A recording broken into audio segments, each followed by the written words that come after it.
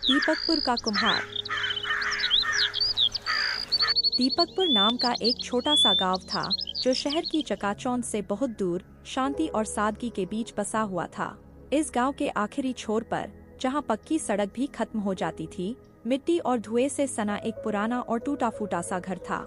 उसी घर में रहता था मोहन, जो पेशे से एक गरीब कुम्हार था और अपने परिवार के साथ बड़ी मुश्किल से जीवन गुजार रहा था। मोहन के परिवार में उसकी पत्नी सीता और 9 साल की छोटी बेटी गुड़िया थी, जिनकी आंखों में सपने थे लेकिन घर में साधन नहीं थे। मोहन का पूरा जीवन मिट्टी से जुड़ा हुआ था। वह रोज सुबह सूरज निकलने से पहले उठता और अपने हाथों से चाक घुमाने लगता था। वह मिट्टी को सुंदर बर्तनों का रूप देता था, लेकिन उसकी मेहनत के बदले उसे हमेशा निराशा ही हाथ लगती थी। मोहन, आज फिर बाजार से कुछ नहीं बिका क्या? सुबह से देख रही हूँ, तुम्हारा चेहरा पहले से भी ज्यादा थका हुआ लग रहा है। क्या बताऊं सीता, अब लोग हाथ से बने बर्तनों की कद्र ही नहीं करते। हर कोई मशीन से बने सस्ते बर्तन खरीद लेता है। मेरे हाथों की मेहनत और मेरी कला अब किसी को दिखती ही नहीं। इसी बीच फटे पुराने कपड़ों में लिपटी छोटी सी गुड़िया दौड़ती हुई घर के अंदर आई। बाबा, आज स्कूल में सब बच्चे अपने अपने घर से मिठाई लाए थे। मैं बस चुपचाप उन्हें देखती रही। मेरे पास तो देने के लिए कुछ भी नहीं था। गुड़िया की मासूम बात मोहन के दिल में किसी तेज धार वाले औजार की तरह चुभ गई। उसकी उंगलियां कांपने लगीं। बेटी, एक दिन ऐसा जरूर आएगा जब तू भी अपने दोस्तों को सबसे मीठी मिठाई खिलाएगी। बाबा का भरोसा रखना, तेरे लिए भी अच्छे दिन आएंगे। लेकिन मोहन जानता था कि यह सिर्फ एक वादा नहीं, बल्कि उसके दिल की मजबूरी थी। उस रात वह देर तक सो नहीं पाया।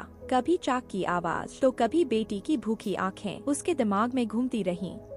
अगली सुबह मोहन मिट्टी लेने के लिए जंगल के पुराने तालाब की ओर निकला। उसका मन बहुत भारी था और कदमों में पहले जैसी ताकत नहीं थी। तालाब के पास उसे एक बूढ़ी औरत जमीन पर गिरी हुई दिखाई दी, जो दर्द से कराह रही थी। बेटा, अगर हो सके तो मुझे थोड़ा सा पानी दे दे। मेरे गले में बहुत जलन हो रही है। मुझे बहुत प्यास लगी है। मोहन के पास खुद पीने के लिए पानी नहीं था, फिर भी उसने अपना गमछा फाड़ा और तालाब से थोड़ा सा पानी लाकर बूढ़ी औरत को पिलाया। माँ जी, मेरे पास ज्यादा पानी तो नहीं है, लेकिन जितना है दिल से दे रहा हूँ। भगवान करे आप ठीक हो जाएं। जैसे ही बूढ़ी औरत ने पानी पिया, उसका चेहरा बदलने लगा। आंखों में तेज चमक आ गई और शरीर में अद्भुत तेज फैल गया। मोहन, तू गरीब जरूर है, लेकिन तेरा दिल बहुत अमीर है। आज तूने बिना किसी लालच के एक अनजान की मदद की है। साधु ने मोहन को एक साधारण सा मिट्टी का दीपक दिया।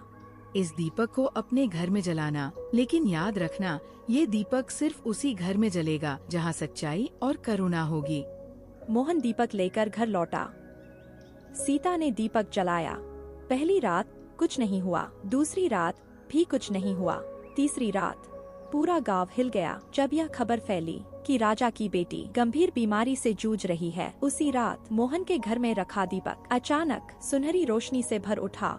मोहन, यह दीपक कुछ अलग ही लग रहा है। ऐसा लगता है जैसे यह बोल रहा हो। डर मत मोहन, सच्चाई को कभी डरने की जरूरत नहीं होती। राजमहल चलो। राजमहल में राजा ने मोहन की परीक्षा ली। सुन मोहन, अगर यह दीपक झूठा निकला तो तुझे कारागार में डाल दिया जाएगा। दीपक की रोशनी राजकुमारी के माथे पर पड़ी और वह धीरे धीरे होश में आ गई। उस दिन के बाद दीपकपुर गांव रोशनी का प्रतीक बन गया और मोहन कुम्हार यह साबित कर गया कि किस्मत हाथों से नहीं बल्कि सच्चे दिल से बदली जाती है।